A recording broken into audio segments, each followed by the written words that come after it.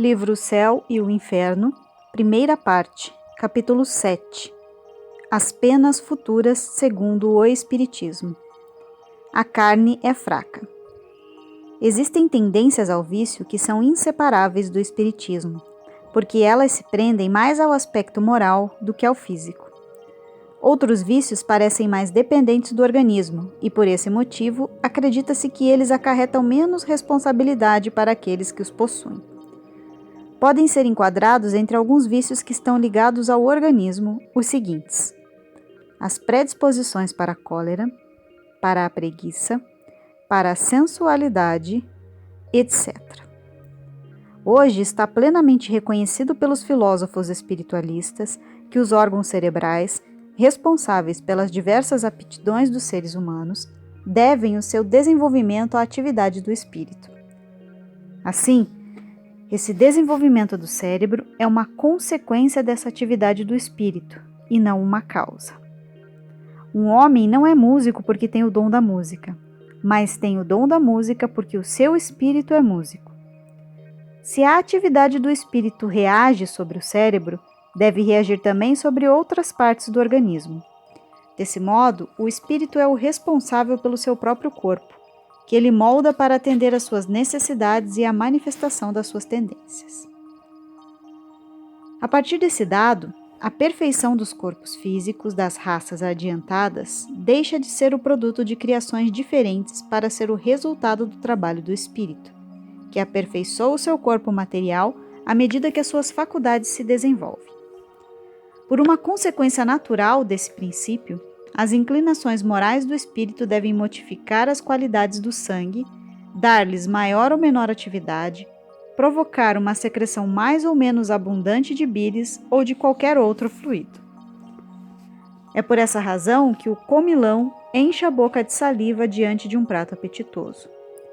Não é o prato apetitoso com o qual ele não teve contato direto, que lhe excita o órgão do paladar. É o espírito que, após ter a sua sensibilidade despertada, age pelo pensamento sobre o órgão do paladar. Entretanto, outra pessoa, tendo a mesma visão do prato, pode permanecer completamente indiferente. É ainda pela mesma razão que uma pessoa sensível chora com facilidade. Não é a abundância de lágrimas que dá sensibilidade ao espírito, mas é a sensibilidade do espírito que provoca a secreção abundante de lágrimas. Sob a influência da sensibilidade, o organismo se adapta à predisposição natural do seu espírito, assim como o organismo do comilão se adapta à tendência do seu espírito. Seguindo esse raciocínio, compreende-se que um espírito que se irrita com facilidade, que tem acesso de ira, deve possuir um temperamento colérico. E não é colérico porque se irrita facilmente, mas se irrita facilmente porque o seu espírito é colérico. O mesmo acontece com todas as outras predisposições instintivas do espírito. Um espírito fraco e preguiçoso transmitirá ao seu organismo uma espécie de fraqueza geral que vai repercutir em seu caráter, enquanto um espírito ativo e energético transmitirá ao seu sangue e aos seus nervos qualidades completamente opostas.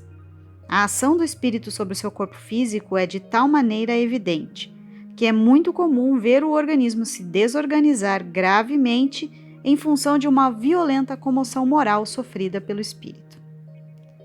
A expressão popular, a emoção lhe ferveu o sangue, não é tão desprovida do sentido como se poderia imaginar. Ora, o que poderia ferver o sangue senão as inclinações morais do espírito? Assim, pode-se admitir, pelo menos em parte, que a natureza do espírito determina o seu temperamento. Por isso, a natureza do espírito é a causa dele ter o temperamento que tem e não a consequência de um fator externo. E nós dizemos, pelo menos em parte, porque existem casos em que o físico influi de maneira evidente sobre o moral.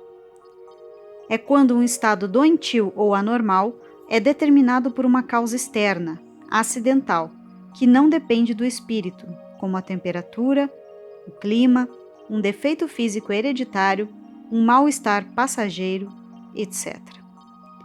Nesses casos, o moral do espírito pode ser afetado em suas manifestações pelo estado patológico em que se encontra o indivíduo, sem que a sua natureza íntima seja modificada.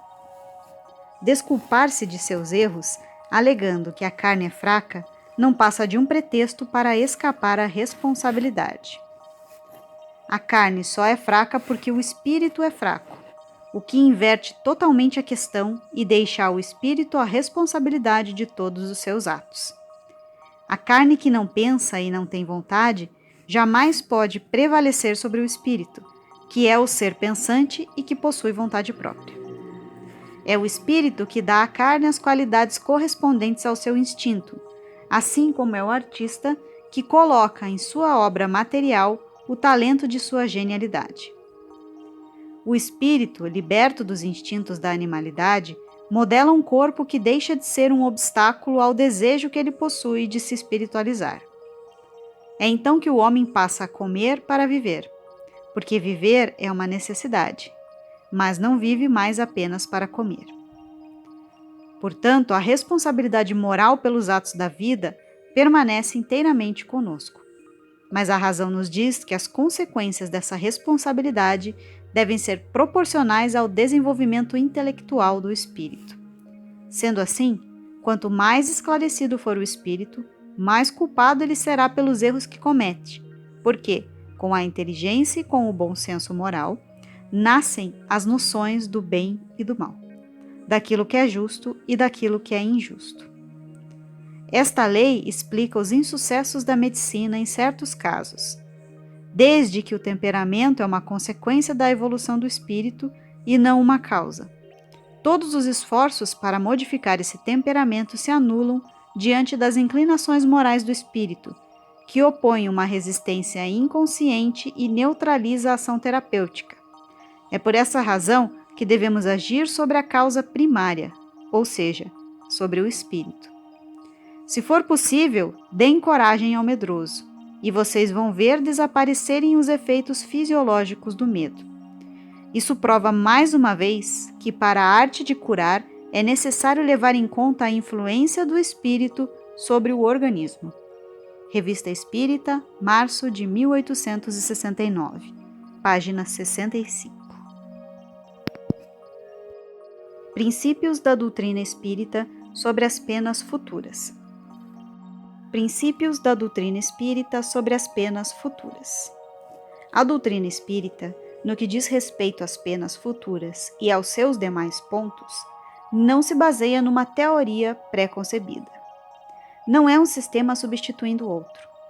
Em todos os aspectos, ela se apoia nas observações, e é isso o que garante a sua autoridade. Ninguém jamais imaginou em que situação se encontrariam as almas após a morte. São as próprias almas que deixaram a Terra que hoje vêm nos falar sobre os mistérios da vida futura. Vêm nos descrever a sua situação feliz ou infeliz, as suas impressões sobre o mundo espiritual, a transformação pela qual passaram após a morte do corpo físico. Resumindo, elas vêm completar os ensinamentos do Cristo sobre esse assunto. Não se trata aqui das revelações feitas por um único espírito, que poderia ver as coisas apenas do seu ponto de vista, sob um aspecto somente, ou ser ainda influenciado pelos preconceitos adquiridos na sua vida terrena. Também não se trata de uma revelação feita de forma exclusiva a um único indivíduo que poderia se deixar enganar pelas aparências, nem pela visão daqueles que entram em êxtase e que se deixam levar pela ilusão. Ilusão esta que muitas vezes não passa do reflexo de uma imaginação exaltada. Trata-se, ao contrário, de inúmeros exemplos fornecidos por espíritos de todas as categorias, desde os mais elevados até os mais inferiores da escala, com o auxílio de vários médiuns espalhados por todos os pontos da Terra. Portanto, essas revelações não são privilégio de ninguém, e cada um pode ver e observar por si mesmo, sem a obrigação de crer somente porque os outros acreditam. Código Penal da Vida Futura. O Espiritismo não se utiliza da sua autoridade particular para formular um código fantasioso. A sua lei, no que diz respeito ao futuro da alma, se baseia na observação dos fatos e pode ser resumida da seguinte maneira: 1. A alma ou o espírito sofre, na vida espiritual, as consequências de todas as imperfeições das quais não se libertou durante o período em que viveu na Terra. O seu estado feliz ou infeliz dependerá do seu grau de pureza ou de suas imperfeições. 2. A felicidade perfeita está intimamente ligada à perfeição, ou seja, à completa depuração do espírito. Toda imperfeição é, ao mesmo tempo, uma causa de sofrimento e uma privação de felicidade, do mesmo modo que toda qualidade adquirida é uma fonte de alegria e de atenuação dos sofrimentos. 3. Não existe uma única imperfeição da alma que não acarrete consequências desagradáveis e inevitáveis. Assim, como não existe uma única qualidade boa que não seja fonte de alegria. Portanto, a soma das penas é proporcional à soma das imperfeições, e a soma das alegrias é proporcional à soma das qualidades. A alma, que tem 10 imperfeições, por exemplo, sofre mais do que aquela que só tem 3 ou 4. Quando ela tiver a metade ou 1/4, sofrerá menos. Quando todas as imperfeições se extinguirem, ela não sofrerá mais e será totalmente feliz. O mesmo acontece na Terra. A pessoa que tem muitas doenças sofre mais do que aquela que tem apenas uma ou nenhuma. A alma que tem 10 qualidades boas desfruta de mais alegrias do que aquela que tem menos. 4. A lei do progresso oferece a toda alma a possibilidade de adquirir o bem que lhe falta e de libertar-se do mal que tem, de acordo com a sua vontade e os seus esforços. Disso resulta que o futuro está ao alcance de todas as criaturas, porque Deus não abandona nenhum de seus filhos. Ele os recebe em seu seio à medida que atingem a perfeição, deixando a cada um o mérito das suas obras. 5. O sofrimento está intimamente ligado à imperfeição, assim como a alegria está intimamente ligada à perfeição. Deste modo, a alma traz consigo o próprio castigo ou o próprio prêmio, onde quer que ela se encontre, sem a necessidade de um lugar circunscrito. O inferno está em toda parte onde existam almas sofredoras, e o céu também está em toda parte onde existam almas felizes. 6. O bem e o mal que fazemos resultam das qualidades que possuímos. Portanto, não fazer o bem quando é possível fazê-lo é sinal de que ainda somos imperfeitos. Se toda imperfeição é fonte de sofrimento, o espírito sofre, não apenas pelo mal que praticou, como também por todo o bem que poderia ter feito, mas deixou de fazer durante a sua vida terrena. 7. O espírito sofre pelo mal que praticou. Se ele prestar atenção nas consequências do mal praticado, compreende melhor os seus inconvenientes e trata de se corrigir. 8. A justiça de Deus é infinita e leva em conta com muito rigor o bem e o mal que se pratica. Não há uma única ação má, um único mau pensamento, que não tenha consequências fatais. Assim como não há uma única boa ação, um só bom impulso da alma, ainda que pequeno, que fique perdido. Isso também vale para os mais perversos, visto que tais ações representam sempre um início do progresso. 9. Toda falta cometida, todo mal praticado, é uma dívida contraída e que deverá ser paga. Se não for nessa existência, será na próxima ou nas seguintes, porque todas as existências estão interligadas. Tudo o que for quitado numa existência não será cobrado em outra. 10. O espírito sofre a consequência de suas imperfeições no mundo espiritual ou no mundo material. Todas as misérias, todas as dificuldades que ele enfrenta na Terra precedem de suas próprias imperfeições. São expiações de faltas cometidas na existência atual ou nas anteriores. Pela natureza dos sofrimentos e dificuldades enfrentadas na vida terrena, pode-se julgar a natureza das faltas cometidas na existência anterior, bem como as imperfeições que deram causa a essas faltas. 11. A expiação varia segundo a natureza e a gravidade da falta. Assim, a mesma falta pode ter expiações diferentes, porque a expiação vai depender da circunstância em que a falta foi cometida. Esta circunstância pode atenuar ou agravar a expiação para o espírito. 12. Não existe uma regra absoluta nem uniforme que faça referência quanto à natureza e à duração do castigo. A única lei geral é a que de toda falta recebe a sua punição e toda boa ação recebe a sua recompensa, de acordo com a sua importância. 13. A duração do castigo está subordinada à melhora do espírito culpado. Nenhuma condenação por tempo determinado lhe é prescrita. O que Deus exige para pôr fim aos sofrimentos é uma melhora séria, efetiva e um retorno sincero ao bem. Desse modo, o espírito será sempre o juiz do seu próprio destino. Ele poderá prolongar os seus sofrimentos pela persistência no mal ou suavizá-los e abreviá-los pela prática do bem. Uma condenação por tempo pré-determinado teria 2 inconvenientes. Primeiro, seria fazer o espírito continuar sofrendo inutilmente caso ele já tivesse se melhorado. Segundo, seria libertá-lo do sofrimento caso ele ainda permanecesse no mal. Deus, que é justo, apenas pune o mal enquanto ele existe e deixa de punir quando ele cessa. Explicando melhor, sendo o mal moral a própria causa do sofrimento, ele vai existir enquanto o mal durar e vai diminuir de intensidade à medida que esse mal for desaparecendo. 14. Como a duração do castigo depende da melhora do espírito, o culpado que não se melhorasse sofreria para sempre, e para ele a pena seria eterna. 15. Uma condição que sempre acompanha os espíritos inferiores é a de não conseguirem ver o fim da situação em que se encontram. Assim, acreditam que vão sofrer para sempre. Para esses espíritos, o castigo pode parecer eterno. Nota de Allan Kardec. Perpétuo é sinônimo de eterno. Dizemos, as neves perpétuas, os gelos eternos dos polos. Também se diz, o secretário perpétuo da academia, o que não significa que ele o será para sempre, mas somente por um tempo ilimitado.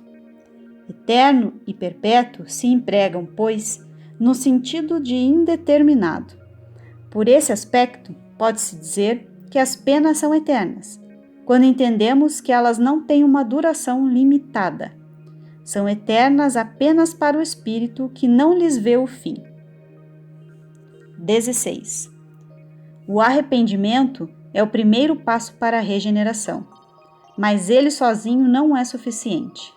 É preciso ainda expiar e reparar as faltas cometidas. Arrependimento, expiação e reparação são 3 condições necessárias para apagar os traços de uma falta e de suas consequências. O arrependimento suaviza as dores da expiação, abrindo pela esperança o caminho da reabilitação. Mas somente a reparação da falta pode anular o efeito, destruindo-lhe a causa. Do contrário, o perdão seria uma graça concedida e não uma anulação das faltas cometidas. 17. O arrependimento pode acontecer em qualquer lugar e em qualquer tempo. Se ele for tardio, o culpado sofrerá por muito tempo. A expiação consiste nos sofrimentos físicos e morais que são a consequência da falta cometida. A expiação pode ocorrer na vida atual, na vida espiritual após a morte, ou ainda em uma nova existência em corpo físico, até que todos os vestígios da falta tenham desaparecido. A reparação consiste em fazer o bem a quem se faz o mal. Aquele que não repara os seus erros nessa vida, por fraqueza ou má vontade, reencontrará numa próxima existência as mesmas pessoas a quem prejudicou, e então, em condições escolhidas por ele mesmo, tentará provar que ele se arrependeu, fazendo-lhes o bem na quantidade que possa equilibrar o mal que lhes tenha feito. Nem todas as faltas acarretam prejuízo direto e efetivo. Nesses casos, a reparação se realiza pelos seguintes atos: fazendo-se o que se deixou de fazer, cumprindo os deveres que foram negligenciados ou ignorados, refazendo as missões em que se falhou, praticando bem a quem se fez o mal, sendo humilde se foi orgulhoso, amável se foi austero, caridoso se foi egoísta, bondoso se foi perverso, trabalhador se foi ocioso, útil se foi inútil, moderado se foi devasso, dar bons exemplos se serviu de mau exemplo, e assim por diante. É desse modo que o espírito progride, fazendo com que o seu passado lhe seja proveitoso. Nota de Allan Kardec. A necessidade da reparação da falta é um princípio de rigorosa justiça, que pode ser considerado como sendo a verdadeira lei de reabilitação moral dos espíritos. Entretanto, o ensinamento da necessidade de que é preciso a reparação da falta, nenhuma religião proclamou até hoje. Algumas pessoas rejeitam esse ensinamento porque acham mais cômodo apagar as suas faltas simplesmente pelo arrependimento, com o auxílio de algumas palavras e fórmulas ditas por elas mesmas. Procedendo assim, acreditam estar quites, e só mais tarde vão perceber que apenas o arrependimento não era suficiente. Poderíamos perguntar a elas se este princípio, de que não é necessário reparar as faltas, que não é consagrado pelas leis humanas, poderia ser adotado pelas leis de Deus. A justiça de Deus pode ser inferior à justiça dos homens? Será que aqueles que são contra a reparação das faltas ficariam satisfeitos se o indivíduo que os arruinou, por abuso de confiança, se limitasse a dizer que lamentava muito o que fez? Por que então querem elas recuar ante a obrigação que todo homem honesto tem como dever, que é a reparação das faltas cometidas na medida de suas forças? Quando essa perspectiva de reparação das faltas for introduzida na crença popular, ela se transformará num freio bem mais poderoso que o do inferno e o das penas eternas, porque esse ensinamento se refere à vida atual e mostra ao homem a razão dos seus sofrimentos no presente. 18. Os espíritos imperfeitos são excluídos dos mundos felizes, porque perturbariam a harmonia desses mundos. Assim, permanecem nos mundos inferiores, onde expiam as suas faltas nas adversidades da vida e se purificam de suas imperfeições, até que mereçam encarnar em mundos mais avançados moral e fisicamente. Se pudermos conceber um lugar circunscrito para que o castigo se cumpra, este lugar é sem dúvida os mundos de expiação, em torno dos quais habitam espíritos desencarnados que aguardam novas existências, para reparar o mal que fizeram. Essas novas existências são importantíssimas para o progresso desses espíritos imperfeitos. 19. Como o livre-arbítrio é sempre respeitado, o espírito obstinado no mal tem um progresso mais lento. Ele pode persistir neste mesmo estado por anos ou séculos, mas sempre chega o momento em que a sua teimosia em desafiar a justiça de Deus se modifica diante do sofrimento. E, apesar da sua arrogância, ele reconhece a força superior que o domina. Assim, tão logo se manifestam os primeiros sinais de arrependimento, Deus lhe faz entrever a esperança.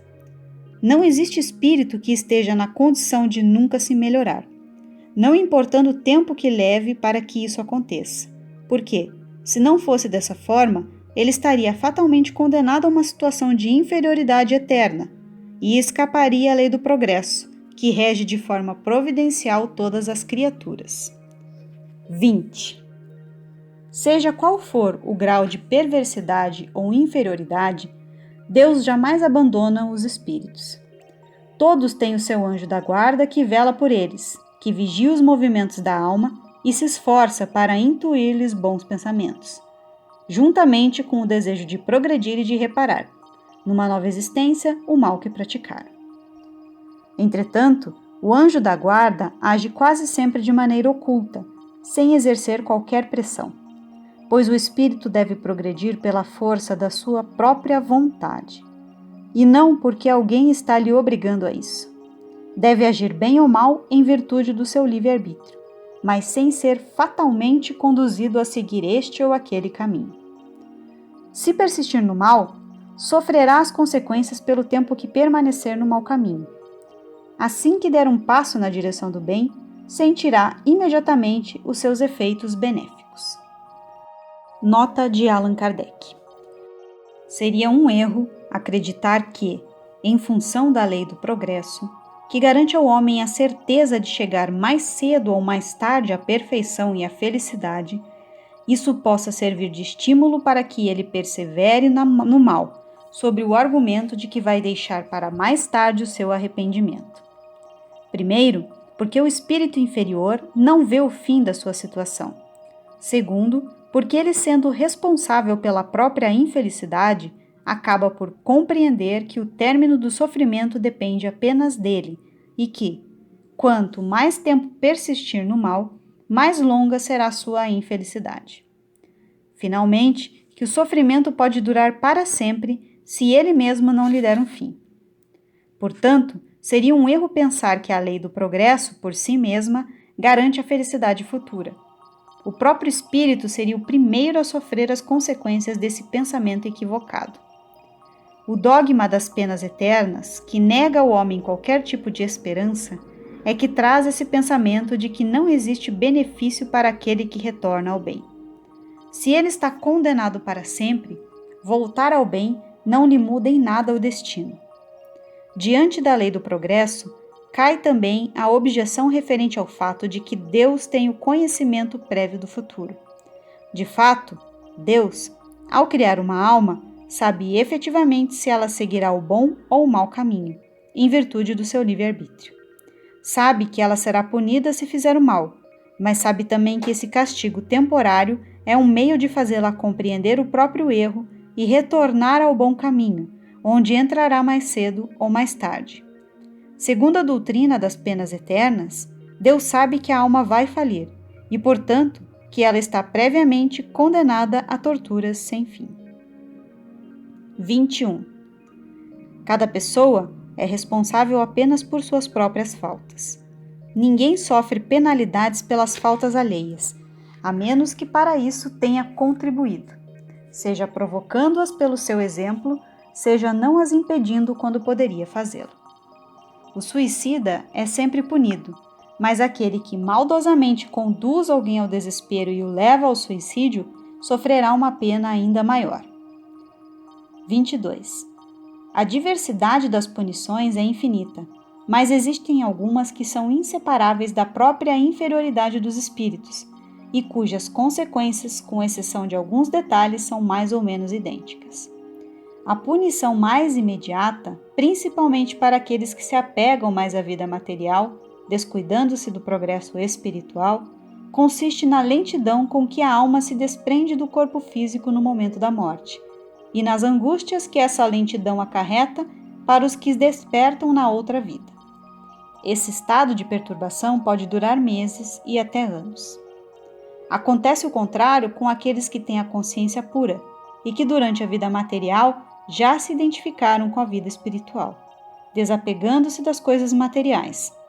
Para esses, a separação entre a alma e o corpo físico é mais rápida, sem traumas, e o despertar é aprazível. Pode-se dizer que a perturbação é quase nula. 23.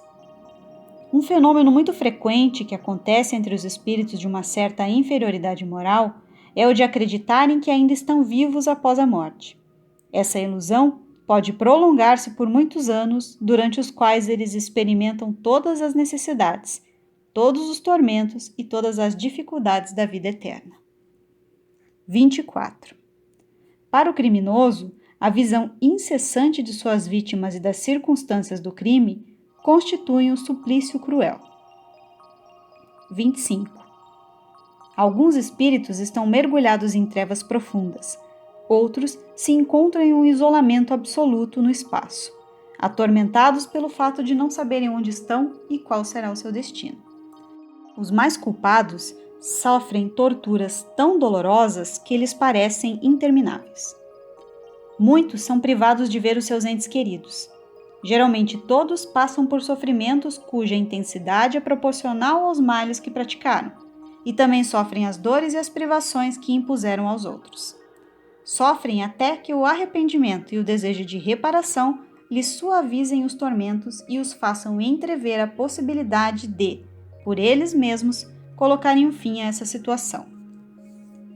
26. Para o orgulhoso, é um suplício ver colocados acima dele, cheios de glória e radiantes de alegria, aqueles a quem ele havia desprezado na terra, enquanto ele é convidado a ocupar os últimos lugares. Para o hipócrita, é um tormento ver os seus mais secretos pensamentos completamente desvendados, acessíveis a todos e sem a menor possibilidade de se esconder ou de se disfarçar. Para o sensual, é um desespero ter todas as tentações, todos os desejos, sem poder satisfazê-los. O mesmo ocorre com o avarento, que vê o seu ouro dilapidado e não pode retê-lo. Ocorre também com o egoísta, que se vê abandonado por todos e sofre tudo o que fez aos outros sofrerem. Tem sede e fome, mas ninguém vem lhe dar de beber nem de comer. Nenhuma mão amiga vem apertar a sua. Nenhuma voz compadecida vem consolá-lo, pois ele só pensou em si durante a vida, de modo que agora ninguém pensa nele nem lamenta sua falta após a morte. 27. O único meio de evitar ou atenuar as consequências futuras de uma falta é a pessoa desfazer-se o máximo possível dos seus defeitos, ainda na vida presente, para não ter que repará-los mais tarde em condições muito mais adversas. Quanto mais demorarmos em combater os nossos defeitos, mais sofreremos as suas consequências e mais rigorosa e árdua será sua reparação. 28. A situação do espírito no mundo espiritual é aquele que ele mesmo preparou para si na vida terrena. Mais tarde, outra encarnação lhe será concedida para que ele possa expiar e reparar suas faltas anteriores, por meio de novas provas. Aproveitar bem ou mal essa nova oportunidade dependerá do seu livre-arbítrio. Se o espírito não souber aproveitar a nova encarnação, terá sempre uma missão a recomeçar, e sempre em condições mais difíceis. Assim, pode-se dizer, aquele que muito sofre na terra tem muito a expiar. Os que desfrutam de uma felicidade aparente, apesar dos seus vícios e inutilidades, certamente pagarão muito caro numa existência posterior. Foi nesse sentido que Jesus falou: bem-aventurados os aflitos, porque serão consolados. Ver o Evangelho segundo o Espiritismo, capítulo 5. 29. A misericórdia de Deus é infinita, sem dúvida, mas não é cega. O culpado que essa misericórdia perdoou não fica dispensado de reparar as suas faltas, e enquanto não satisfizer a justiça divina, sofrerá as consequências dos seus erros.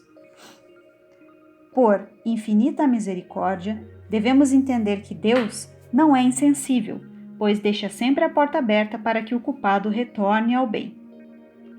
30. As penas são temporárias e subordinadas ao arrependimento e à reparação. Esse arrependimento e essa reparação dependem da livre vontade do homem. Desse modo, pode-se dizer que as penas são, ao mesmo tempo, castigo e remédios que ajudam a curar as chagas do mal.